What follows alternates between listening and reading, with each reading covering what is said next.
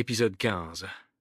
Arrivé dans la ville, après de longues journées de marche, après les dunes brûlantes, la montagne des vents et le feu de brousse, Léo et Kiko sentirent que quelque chose changeait. Le sol n'était plus sableux ni recouvert d'herbes sèches, il devenait dur et lisse, presque bizarre sous leurs pattes. Au loin, Léo aperçut des formes droites et géométriques qui se dressaient dans le ciel. Il cligna des yeux intrigués. Léo demanda à Kiko avec surprise: « Kiko, regarde. On dirait des montagnes droites coupées nettes, mais elles brillent au soleil. » Kiko répondit avec un sourire: « Ce ne sont pas des montagnes, petit lion. Ce sont des maisons. Nous arrivons dans une ville, le cœur de Léo battit plus vite. Une ville, lui qui n'avait connu que la savane, les rivières et le désert, il allait découvrir quelque chose de complètement nouveau. La première impression. Dès qu'ils franchirent les premiers chemins pavés, Léo ouvrit de grands yeux ronds. Partout il y avait du mouvement, des gens pressés, des voitures qui passaient en faisant vroom, des enfants qui couraient en riant. Le bruit était si fort que ses oreilles frémissaient. Léo dit à Kiko avec inquiétude: « Tout va trop vite ici, j'ai peur de me perdre ?»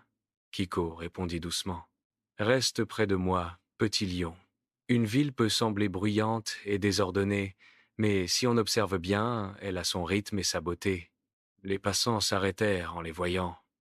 Ce n'était pas tous les jours qu'on croisait une girafe élancée et un petit lionceau au milieu des rues.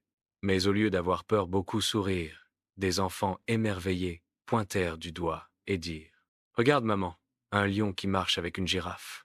On dirait un conte de fées. » Léo devint gêné mais touché. « Il sourit? Ils ne me craignent pas ?» Kiko répondit calmement: « Parce qu'ils voient ta douceur, Léo. Tu n'es pas un danger, tu es un voyageur. » Le marché animé. En avançant, ils arrivèrent dans un grand marché. Quelle explosion de couleurs et d'odeurs! Des paniers débordaient de fruits rouges, oranges, jaunes. Des stands vendaient du pain chaud et des épices parfumaient l'air. Le ventre de Léo gargouilla bruyamment. Il s'arrêta hypnotisé par une pile de pommes brillantes. Un vieil homme assis derrière son étal remarqua le petit lion qui regardait avec des yeux ronds. Le vieil homme rit et dit gentiment: « Petit lion, ton ventre parle plus fort que toi. Tiens, prends cette pomme. » Léo hésita puis avança timidement. Il prit le fruit entre ses petites pattes. Il répondit avec émotion: « Merci, monsieur. » Il croqua dedans, et le jus sucré coula sur son menton. Ses yeux pétillèrent. Léo s'exclama avec joie: « c'est délicieux. Je n'ai jamais mangé quelque chose d'aussi sucré. » Kiko, elle aussi, fut gâtée par un marchand de légumes qui lui tendit une brassée de feuilles fraîches. Elle les mâcha, doucement heureuse de cette générosité. La découverte de la ville, ils continuèrent leur promenade. Léo était fasciné partout. Les fontaines où l'eau jaillissait en cascade, les lampadaires qui s'allumaient quand la nuit tombait, les enfants qui jouaient à cache-cache entre les arbres d'un parc. Léo regarda Kiko et demanda: « Ici, il y a tant de choses nouvelles. Rien ne ressemble à la savane. Mais est-ce qu'on peut vraiment être heureux dans tout ce bruit ?» Kiko répondit avec sagesse: « La joie ne dépend pas seulement du lieu, Léo. Certains trouvent la paix dans le désert, d'autres dans la forêt, et d'autres encore dans la ville.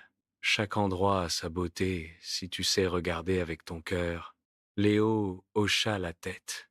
Il commençait à comprendre que le monde était vaste et plein de différences, mais que chaque différence avait sa valeur. Le repos du soir. Quand le soleil disparut derrière les toits, la ville s'illumina de 1000 lumières. Les lampes brillaient comme des étoiles au sol. Léo leva la tête émerveillé.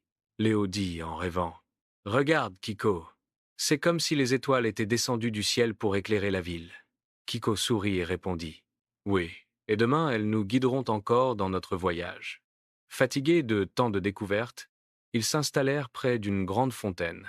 L'eau coulait doucement et son bruit apaisant remplaçait celui de la foule. Blotti contre Kiko, Léo ferma les yeux avec un sourire.